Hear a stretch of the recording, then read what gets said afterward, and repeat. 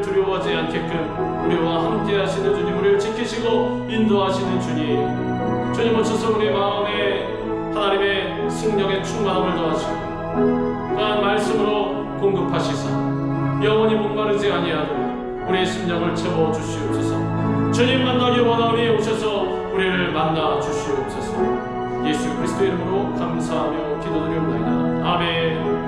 눈을 들어 산을 보아라. 너의 도움 어디서 오나. 천지 지으신 너를 만드신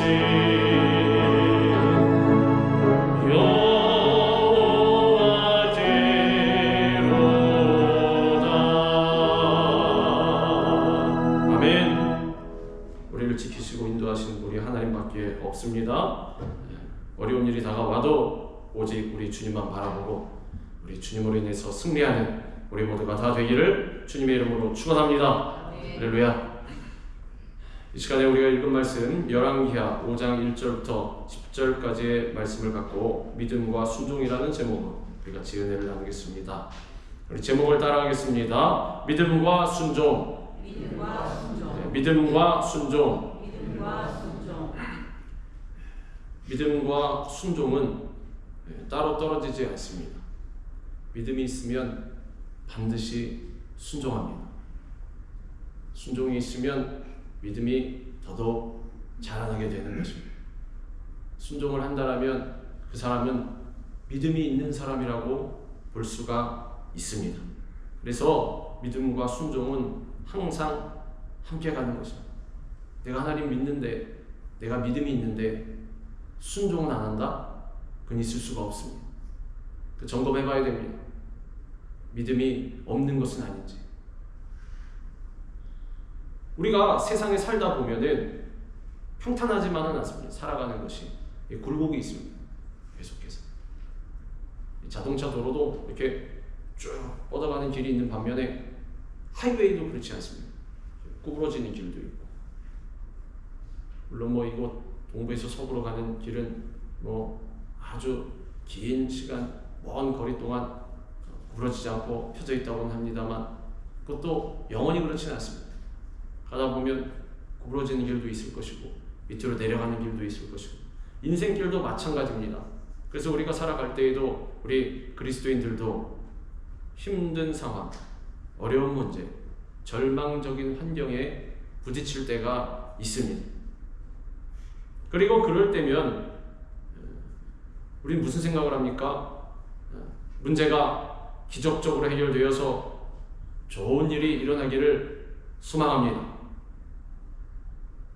내 신앙생활하고 삶을 살다 보면 어떻습니까? 마음 먹은 대로 기적이 그렇게 쉽게 다가오지만은 않습니다. 기적이 일어날 때도 있지만 나의 마음과 생각과 뜻과 다르게 그렇게 상황이 흘러갈 때도 있다라는 것입니다.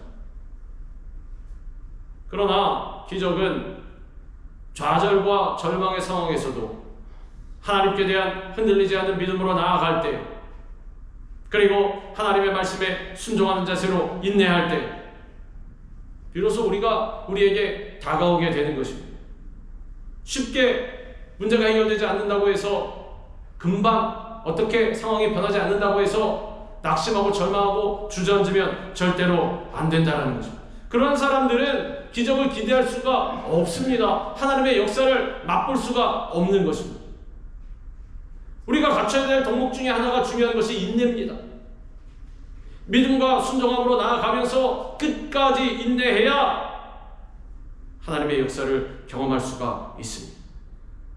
오늘 우리가 읽은 말씀이 본문은 나만 장군이 나옵니다. 아람의 장군이라고 되어 있습니다. 아람이라는 나라의 장군인데 기적을 일으키는 믿음이 어떤 믿음인지, 그리고 순종이란 무엇인지 우리에게 잘 말씀해주고 있습니다. 오늘 이 말씀을 통해서 여러분 모두 하나님께서 기뻐하시는 믿음과 순종의 사람이 되기를 바랍니다. 엘리사 선지자가 살던 시대에 이스라엘과는 좋지 않은 관계였습니다. 이 아람이란 나라가. 뭐 이스라엘 역사를 보면 아람하고 이스라엘하고 전쟁할 때가 많이 있었습니다. 쳐들어오면 맞고 쳐들어오면 밀어내고 서로 열심히 싸우는 그러한 관계에 있던 이 아람에 이 군대 장관이라고 있습니다. 나아만이라는 사람이 있었습니다. 이 나아만은 아람이 위기에 빠졌을 때 나라를 구한 이 아람의 영웅이었습니다. 아람 왕의 군대 장관 나아만은 그의 주인 앞에서 크고 존귀한 자니 이는 여호와께서 전에 그에게 아람을 구원하게 하셨음이라. 그는 큰 용사이나 나병 환자더라. 1절에 말씀한 대로 아주 용감한 군인이었습니다. 나라가 어려울 때 나가서 싸워서 나라를 구했으니 얼마나 왕에게 신임을 받겠습니까? 충성스러운 신하였다라는 것입니다. 백성들 모두에게 존경을 받는 사람이었습니다. 그러한 사람들은 어떻게 됩니까? 뭐 재산도 많았을 것이고 명예도 높았을 것이고 지위도 높았을 것입니다. 무엇 하나 부족한 것이 없었던 이 나아만인데 이 나아만에게 문제가 하나 있었다는 것입니다. 무엇입니까? 나병 환자였습니다. 나병에 걸렸습니다. 문둥병이라고도 하고 한센병이라고도 합니다. 우리가 잘 알고 있는 대로 온몸이 바이러스로 인해서 세포가 썩어 들어가는 신경세포가 먼저 죽는다라는 것입니다. 그래서 우리는 때리면 아프지 않습니까? 찌르면 아픕니다. 바늘 같은 걸로. 근데 이 나병 환자들은 모른답니다. 찔러도 때려도 살이 염증 때문에 썩어 들어가도 모른다는 것입니다. 처음에는 나병에 걸리면 반점이 생기다가 썩어가면서 고름이 나고 눈썹도 빠지고 머리카락도 빠지고 또 목소리도 변하고 호흡도 거칠어진답니다. 온몸에 결국엔 감각이 없어져서 손가락이나 발가락도 다 떨어져 나가고 뭐 지금은 이 얘기를 들으니 치료법이 개발되었다고 하는데 그 예전에는 치료법이 없었습니다. 나병 걸리면 그냥 그렇게 격리되어서 살다가 죽는 것입니다. 아람이니까 망정이지 이스라엘이 있으면 어땠겠습니까? 나병에 걸리면 격리돼야 합니다.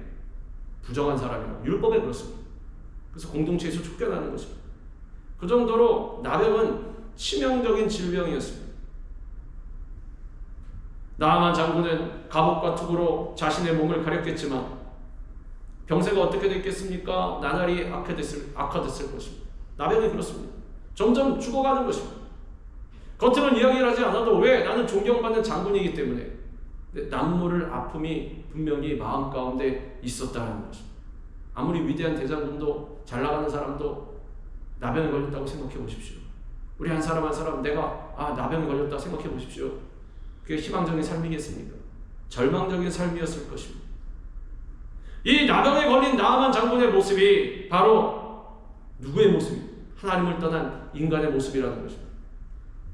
겉으로는 잘 나가는 것 같습니다.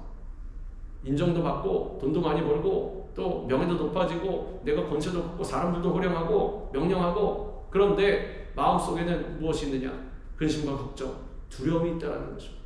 왜? 나는 나병에 걸렸기 때문에 고침받을 수 없는 그러한 병에 걸렸기 때문에 죄에 감염된 그러한 죄인들이라는 사실입니다. 기록된 바 의인은 없나니 하나도 없으며 깨닫는 자도 없고 하나님을 찾는 자도 없고 다 치우쳐 함께 무익하게 되고 선을 행하는 자는 없나니 하나도 없도다. 로마서에 뭐라고 기록되어 있습니까? 지금 읽어드린 대로 의인은 하나도 없다라는 것은 무슨 뜻입니까? 다 죄인. 나는 그래도 괜찮은 삶을 사니 이 자리에 나와서 앉아있으니 나는 예외겠지. 아니 다 죄인이라는 거죠. 기록된 바 의인은 없나니 하나도 없으며 깨닫는 자도 없고 주님 깨달았습니다. 아니 너는 못 깨달았다. 깨닫는 자도 없고 하나님을 찾는 자도 없고 제가 하나님 찾았습니다. 아니 나 안 찾았다. 다 치우쳐 함께 무익하게 되고 하나님 제 인생이 그래도 유익한 의미 있는 인생 아닙니까? 아니다. 넌 아직까지 무익하다라는 거지. 왜? 죄 때문에. 선을 행하는 자는 없나니 하나도 없도다. 주님 제가 열심히 하면 도와줬는데요. 아니다. 넌 아직도 악을 행하고 있다라는 거죠. 다 죄인, 다 죄인, 다 죄인이라는 거죠. 분명히 모든 사람이 죄인임을 말씀하고 있는 것입니다. 나병에 걸리면 몸의 감각이 없어지듯이 죄에 감염되면 영적인 감각이 없어집니다. 그리스도인들도 예외가 아니라는 거죠. 예외가 아닙니다. 오히려 영적인 감각이 없어질 수가 있습니다. 왜? 선민사상 때문에. 세상 사람은 오히려 죄인이라고 생각할 수도 있습니다. 대학 다닐 때 세상 친구들 중에 왜 예수님 안 믿는 사람들 있지 않습니까? 그 친구들은 술 마시면서 뭐라 그러면, 야, 우리는, 제가 한번 그런 얘기를 들은 적이 있습니다. 야, 우린 죄인이야. 이거 마시고 다 같이 지옥 가자. 농담을 했겠지만 본능적으로 알고 있다는 거죠. 본능적으로. 알고 있으면 다행인데 그리스도인은 어떻습니까? 모릅니다. 왜? 선민사상 때문에. 나는 이제 나의 프로세스는 끝났어. 난 이미 구원받은 사람 맞습니다. 맞는데 우리는 구원받은 사람의 삶을 살아가야 합니다. 구원의 완성. 믿음을 지켜가야 합니다. 내가 그 방주에서 뛰어내리면 안 된다는 것입니다. 제가 전에 말씀드리지 않았습니까? 방주는 든든하게, 구원의 방주는 우리를 싣고 갑니다. 가는데 우리를 밀어 떨어뜨리지도 않습니다. 우리 하나님 얼마나 자비로우신지. 그런데 어떤 경우가 있느냐면 유혹의 소리를 듣고 내가 뛰어내릴 때가 있다는 것입니다. 그리스도인들 중에 뛰어내리면 절대로 안 된다는 거죠. 네, 그럴 위험이 있습니다. 그거를 방지하기 위해서는 무슨 마음이 있어야 되냐? 아, 주님, 저는 날마다 죄를 짓습니다. 죄인입니다. 저는 우리 주님께서 우리 예수님 필요합니다. 왜? 난 죄인이기 때문에. 병든 자에게라야 의사가 쓸데있다라고 주님 말씀하셨습니다. 자, 그러면 우리가 병든 자가 아니라면, 죄인이 아니라면 예수님 쓸데없습니까? 쓸데없어야 되는 것 아닙니까? 우리 병든 자가 아니니까. 예수님, 이제 저는 구원하셨으니 저에게서 떠나가셔도 됩니다. 다른 분 구원하십시오 가서. 말이 됩니까? 안 됩니다. 그러면서 나는 뭐라고 생각하느냐? 나는 병든 자가 아니라고 생각합니다. 모순입니다. 예수님은 같이 계시기 원하면서 나는 병든 자가 아닙니다 라고 생각하면 모순 아닙니까? 그럼 예수님 뭐라 그러시겠습니까? 야, 너 건강하다며. 그럼 나 필요 없잖아. 반대로 내가 죄인임을 깨닫는다면 그게 은혜라는 거죠. 왜? 그렇기 때문에 예수님 필요합니까? 그렇기 때문에 예수님 나와 함께 하시니까. 내가 예수님 밀어내지 않는다라는 것입니다. 오히려 더 꽉 붙잡는다라는 것이죠. 왜? 내가 죄인임을 알기 때문에. 죄를 지으면서도 그것이 죄인 줄 알지 못하게 된다는 것입니다. 영적인 무감각에 걸립니다. 불감증에 걸리면 마치 나병과 같이 하나님을 부인하고 하나님의 뜻을 거역하면서도 그것이 얼마나 무서운 죄인지 모르는 것입니다. 하나님께서 분명히 말씀을 통해서 야, 너 그리스도인은 이렇게 살아야 된다 말씀하셨는데 다른 사람 미워하고 저주하고 욕심부리고 탐욕 가운데 남의 것 빼앗고 주의 말씀에 순종하지 아니하고 내 자신이 살아있고 하나님 내 삶의 주인에 대해서 밀어내버리고 그러면서 얼마나 무서운 죄를 짓고 있는지 모른다는 거죠. 나아만 장군은 병을 치료하기 위해서 당시에 유명한 의사나 아니면 병을 고친다는 무당 같은 이런 것들 찾아다니지 않았겠습니까? 아람의 우상도 있으면 우상의 앞에 가서 빌었을 것입니다.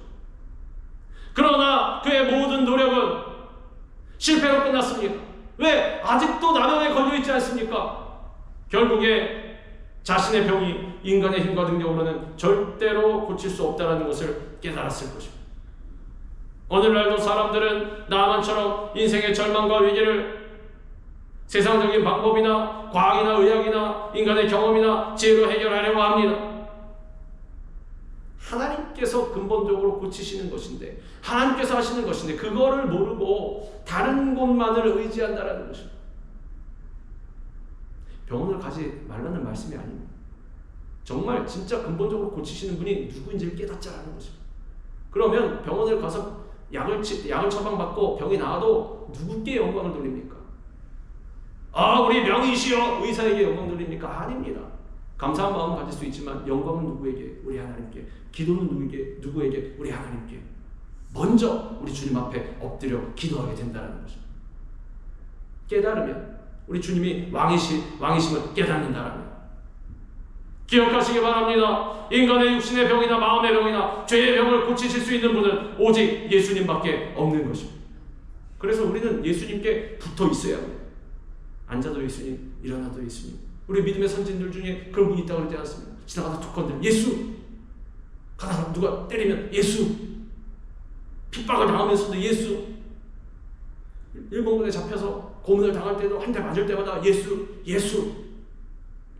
우리 그렇게 돼야 한다. 우리의 마음, 몸, 정성 모든 것이 다 예수 그리스도로 차 있어야 한다는 것입니다. 깊은 절망에 빠져있던 나만 장군에게 좋은 소식이 들려왔습니다. 이스라엘에서 포로로 잡혀와서 이 나만의 아내에게 수종들던 이 소녀가 사마리아에 살고 있는 선지자를 만나면 이 병을 고칠 수 있다고 말한 것입니다. 전에 아람 사람이 떼를 지어 나아가서 이스라엘 땅에서 어린 소녀 하나를 사로잡으매 그가 나아만의 아내에게 수종들더니 그의 여주인에게 이르되 우리 주인이 사마리아에 계신 선지자 앞에 계셨으면 좋겠나이다. 그가 그 나병을 고치리이다 하는지라.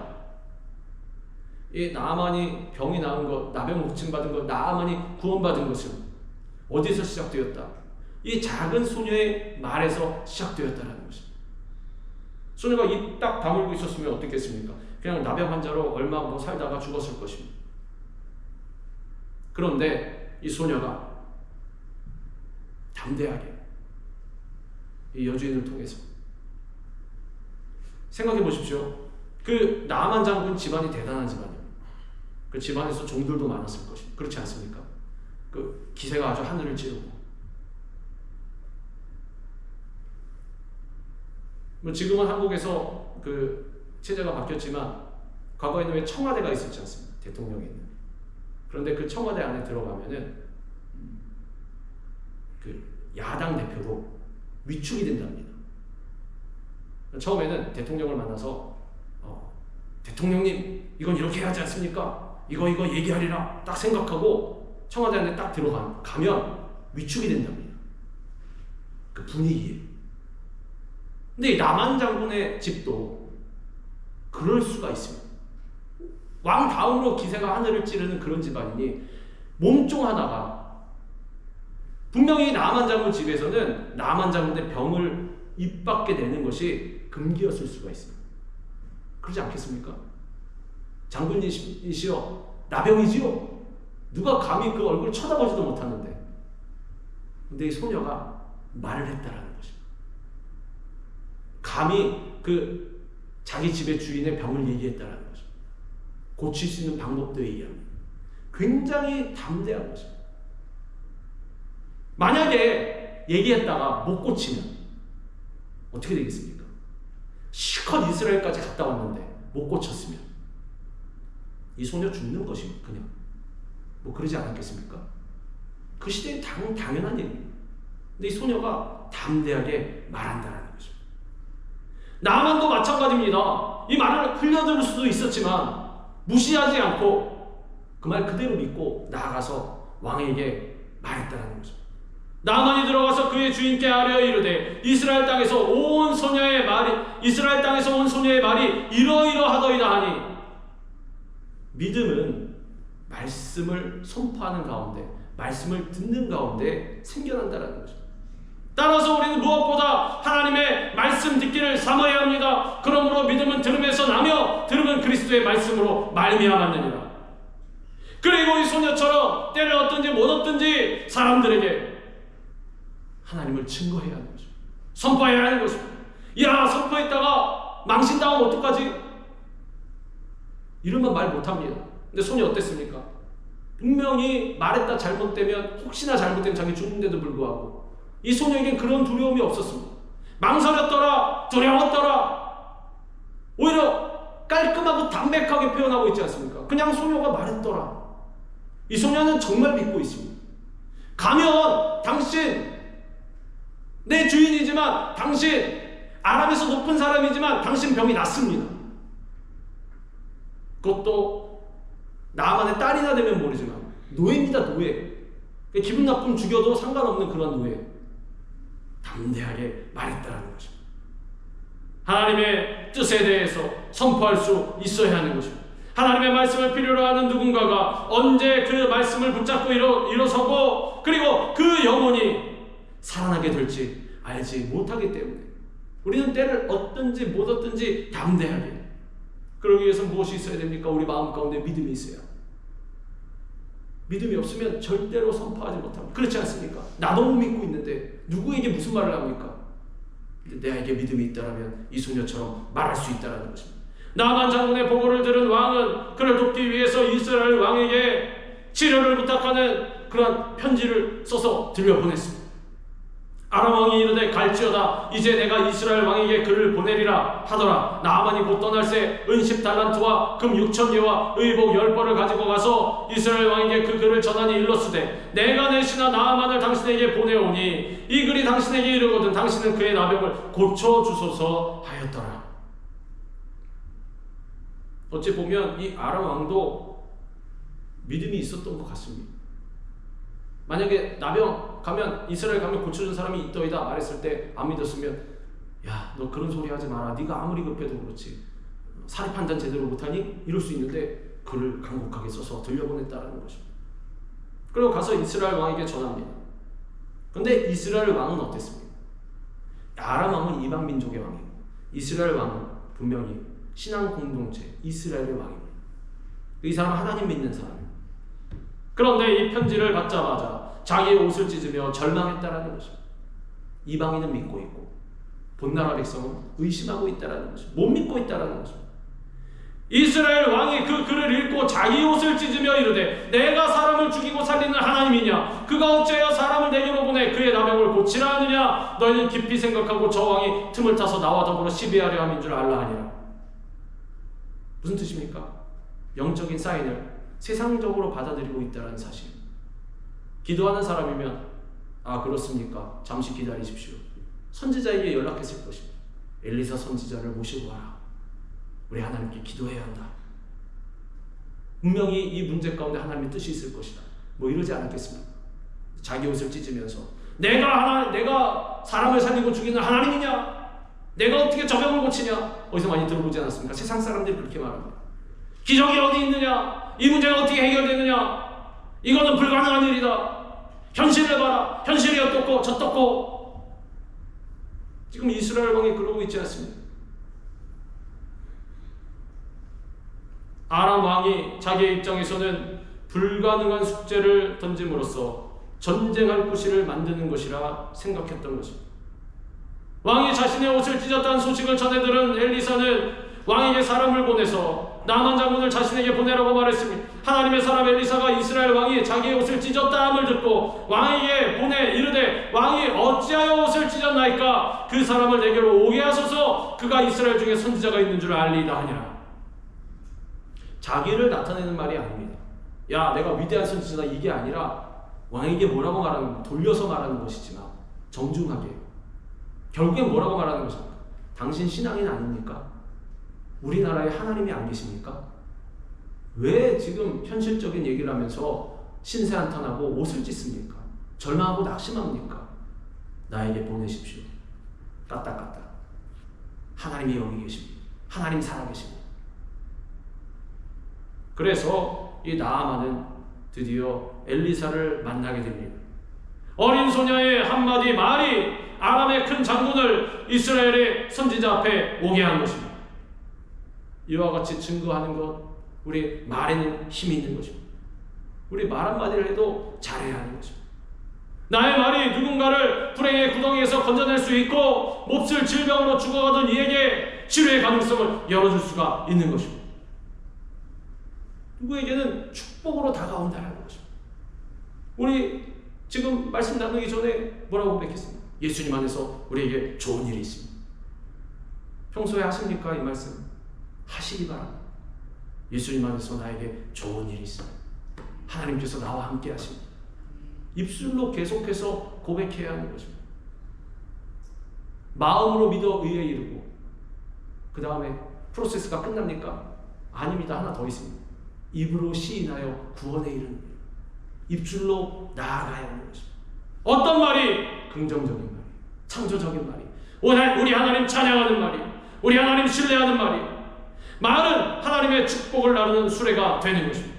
예수님 역시 만나는 사람마다 축복하시고 병든 이에게 주의 말씀을 들려주시고 귀신 들려 고통 중에 있던 이들에게 해방의 말씀을 선포하셨습니다.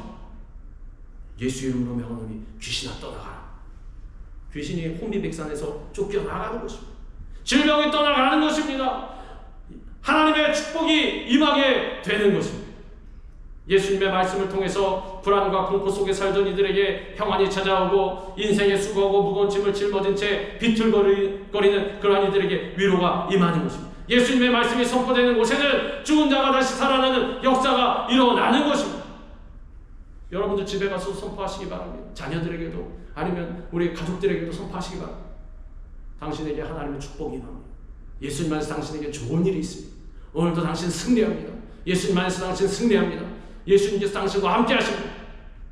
늘 선포해야 하는 것입니다. 자녀가 잘 되기만을 바라긴 바라는데 선포도 안 하면서 뒤에서 끙끙 앓고만 있으면 절대로 안 된다는 것입니다. 믿음을 입술로 선포해야 하는 것입니다.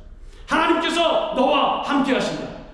두려워하지 말라. 우리 하나님께서 너와 함께 하십니다.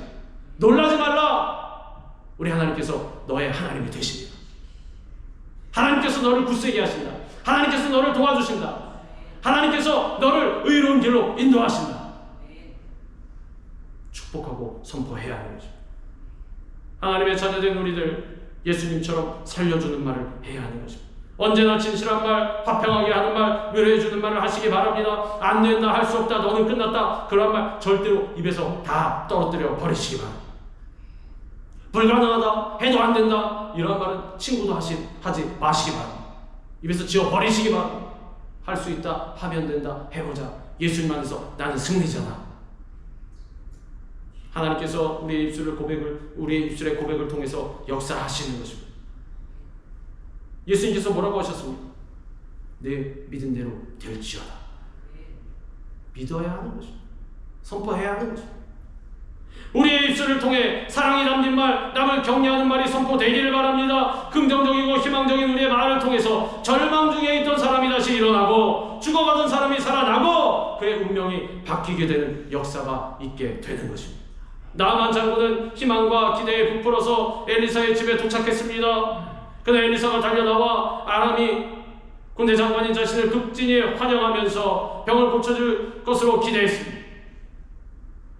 아람이라는 큰 나라의 군대 장관쯤 되는 사람이 앞에 갔으면 어떻게 됩니까? 소식을 듣자마자 버선발로 달려나와서 맞이하고 아이고 장군님 오셨습니다. 들어가시지. 그리고 손을 흔들어서 자 기도합시다. 이렇게 고쳐야 되는데 이런 환대는 없었습니다. 집안에 들이지도 않고 그냥 자기 사원을 내보내서 장군이 와도 내다보지도 않습니다. 사원 내보내서 저 사람한테 그렇게 전하고 가라 그래라. 요단강에 가서 7번 몸을 씻으면 나을 것이라는 그러한 말만 전합니다. 나아만이의 말들과 병거들을 거느리고 이르러 엘리사의 집 문에 서니 엘리사가 사자를 그에게 보내 이르되 너는 가서 요단강에 몸을 7번 씻으라. 내 살이 회복되어 깨끗하리라 하는지라. 하나님의 역사는 여러 가지 설명이 필요 없습니다. 하나님께서 하시면 하시는 것입니다. 설명이 필요 없습니다. 우린 설명을 바라지 않습니까? 하나님께서 이렇게 말씀하셨는데 이게 이대로 하면 어떤 과정을 거쳐서 되는 것입니까? 그거 설명해 주시기 전엔 못 믿겠습니다. 뭐 이러지 않습니까? 그리고 갈등하고 망설입니다. 한 발짝 뛰기를 두려워합니다. 근데 하나님의 명령에는, 하나님의 역사의 말씀에는 설명이 필요 없습니다. 하나님께서 가라! 요단강에 가서 몸을 7번 씻어라! 그럼 마음속으로 뭔 생각해? 아, 하나님 명령하셨으니 가서 7번 씻으면 낫는구나. 가서 씻으면 되는 것입니다. 그래서 엘리사는 내다보지도 않았습니다. 그냥 진짜 깨끗하고 담백하게 요단강에 가서 몸을 7번 씻어라. 알았지? 그러면 끝. 이게 하나님 말씀이야? 명령이야? 그러면 어떻게 해야 됩니까? 순종한 사람? 가서 순종해야 됩니다. 가서. 그런데 나아만은 크게 화를 냅니다. 무엇이 나아만을 이토록 화나게 만들었습니까? 아람의 유명한 장군인 자신을 소홀히 대접한 사실, 이것이 그를 화나게 만들었습니다. 나아만이 노하여 물러가며 이르되 내 생각에는 그가 내게로 나와 서서 그의 하나님 여호와의 이름을 부르고 그의 손을 그 부위 위에 흔들어 나병을 고칠까 하였도다. 이 순간 나아만은 교만했다라는 것입니다. 처음에 1절에 뭐라고 되어 있습니까?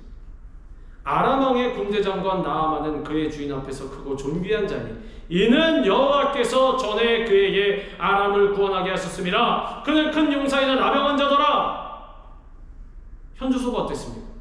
자기는 내가 잘나서, 내가 힘이 세서, 내가 지략이 뛰어나서, 내가 기술이 뛰어나서, 내가 경험이 많아서 큰 군대 장관, 이방 민족을 물리쳤던 그러한 장관이 되었다라고 생각을 했습니다.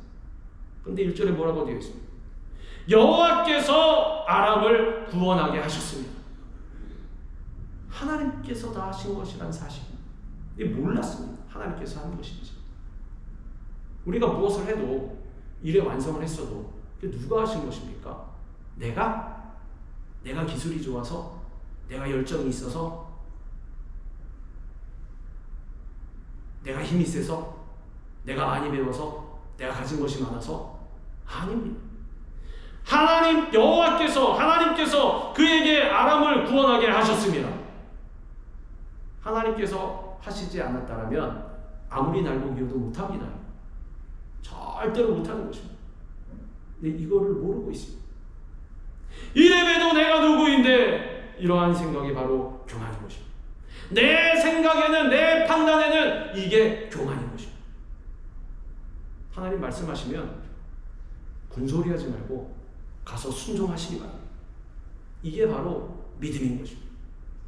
나아만은 자신을 큰 사람이라 여겼지만 하나님께서 보시기에 그는 가련한 나병 환자에 불과했다라는 것입니다. 아무리 잘난 척해도 모든 사람은 하나님 앞에서는 멸망당할 죄인에 불과함을 우리는 알아야 하는 것입니다. 우리도 예외가 없습니다. 저는 예외가 있을 것 같습니까? 지금 여기서 말씀 전한다고 저도 예외가 없습니다. 똑같습니다. 어떤 감투를 쓰고 있어도 마찬가지입니다. 죄인이 하나님 앞에 나와 대접받으려 하면 절대로 안 된다는 것입니다. 그게 바로 교만입니다. 오직 우리 주님 앞에 손들고, 주님 전부의 의지 없어서 주 앞에 나아갑니다. 손들고 주 앞에 옵니다. 깨어진 마음으로 겸손히 하나님 앞에 나아가야 한다는 것입니다. 날마다 회개하는 그러한 은혜가 우리 가운데 있어야 하는 것입니다. 결국에 나만 어떻게 되었습니까? 분노해서 돌아가려고 했습니다. 아니, 나를 이렇게 대접하다니. 그럼 그렇지. 그때 옆에 있는 종들이 나만을 붙잡습니다. 내 아버지여 선지자가 당신에게 큰 일을 행하라 말하였다면 행하지 아니하였으리까? 하물며 당신에게 이르기를 씻어 깨끗하게 하라 함이리까? 제가 볼 때, 개인적으로 볼 때 나만은 인복이 있는 사람 같습니다. 소녀도 자기에게 전해주지 않습니까? 치료받을 수 있는 방법을, 하나님 살아계시면. 옆에 종들도 뭐라 그럽니까? 한마디로 말해서, 장군님 생각을 해보십시오. 여기까지 왔는데 그 7번 몸 씻는 건 뭐가 어렵습니까? 믿져야 본전. 만약에 돼서 고침받으면 좋고, 안 고침받아도 어차피 본전인데 그거 안 해보겠습니까?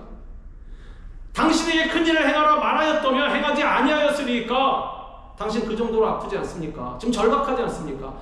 큰 일을 행하라고 해도 해야 될 판에 7번 몸을 담그는 거, 그거 순종 못합니까? 오늘날 우리에게도 말씀하는 것입니다. 우리 어렵고 힘들다고, 그리고 시간 없다라고, 건강이 안 맞춰준다라고, 물질도 없다라고, 나 바쁘다라고 순종 안 하지 않습니까? 하나님 뭐라고 말씀하십니까? 야, 너 사는 길인데, 너 죽지 않고 사는 길인데 이거 입 갖고 순종 못하느냐? 하나님 말씀하시는 것입니다. 나아만 장군은 이스라엘 출신의 어린 여종의 말을 들었던 것처럼 종들의 조언도 받아들였습니다. 그 병거를 요단 가까이 세우고 요단강에 몸을 담궜습니다. 한 번 담그고, 2번 담그고, 3번 담그고, 사실 7번까지 담그기는 쉽지는 않을 것입니다. 마음에 계속 의심될 것 아닙니까? 야, 이거 창피한 거 아니야? 지금 종들이 나에게 그렇게 말했지만 나 이거 하고 있는 거 보면서 얼마나 비웃을까? 내가 체면이 말이 아니지. 이면 체면 다 차리면은 순종을 못합니다. 그런데 끝까지 7번 담그게 된다는 것입니다. 이거는 나만의 순종이었습니다. 그래, 하자 해. 하자. 마지막 7번 몸을 담근 후에 무리로 나오니까 어떻게 되었습니까? 피부가 어린아이의 살같이 회복되었다고 했습니다. 나만이 내려가서 하나님의 사람의 말대로 요단강에 7번 몸을 잠그니 그의 살이 어린아이의 살같이 회복되어 깨끗하게 되었더라. 기적이 일어난 것입니다. 이러한 기적을 체험하려면 우리 어떻게 됩니까? 먼저 나라는 그런 교만의 산을 넘어야 하는 것입니다. 내가 사실은 가장 큰 걸림돌입니다. 우리 기도할 때 그러지 않습니까? 주님, 저 사람만 없어지면 저는 정말 살겠습니다. 주님, 저 문제만 없어지면 저는 정말 평안하겠습니다. 우리 그렇게 기도하지 않습니까? 근데 가장 큰 적이 누구냐면 나입니다. 나. 내가 제일 큰 걸림돌입니다. 객관적인 시점에서 3인칭 단수의 시점에서 나를 한번 바라보시기 바랍니다. 나란 인간의 그러한 현주소가 어디에 있는지. 내가 나의 주인 아닙니까? 내가 나의 자랑거리 아닙니까? 내가 나의 소망 아닙니까? 그것을 버려야 한다는 거죠. 누구처럼? 사도 바울처럼. 초기와같이 버려야 한다는 거죠. 자기 하나만 딱 남겨놓고 다 버린 것이 아니라 자기도 버렸습니다. 예수 그리스도를 아는 동안 딱 남겨놓고 말씀만 딱 남겨놓고 내 속에 있는 그릇된 편견이나 선입견도 다 내려놔야 합니다. 그리고 오직 하나님의 말씀에 순종해야 한다는 거죠. 순종과 믿음은 같이 있습니다. 동전의 양면과 같습니다. 떨어질 수가 없습니다. 여기 돌려보면 믿음이고 여기 돌려보면 순종입니다. 믿음이 있는 자만이 순종하게 됩니다. 그리고 순종하는 자에게 더 큰 믿음이 주어지는 것입니다. 온전한 믿음은 온전한 순종으로 이어지고 온전한 순종으로 믿음의 기적을 보게 되는 것입니다. 기억하시기 바랍니다. 지금 우리는 어떠한 절망 가운데 있습니까? 그리고 여러분의 고통은 무엇입니까? 하나님께서 베풀어 주시는 기적을 체험하고 싶습니까? 그렇다면 문제의 진정한 해답은 우리 예수님께 있는 것입니다. 예수님 말씀하시니 끝까지 믿고 순종하고 따라가시기 바랍니다. 내 선입견으로 하나님을 절대로 평가하지 말고 우리 주님을 왕으로 모시고 나의 삶의 주인으로 모시고 말씀에 의지하여 믿음으로 순종함으로 말미암아 우리에게 다가오는 하나님의 축복과 치유와 기적을 경험하는 여러분 모두 다 되시기를 주님의 이름으로 축원합니다. 기도하겠습니다. 하나님 감사합니다. 우리에게 오늘도 귀한 말씀을 통하여서 우리의 믿음과 순종을 점검하게 하시고 하나님을 향한 우리의 믿음이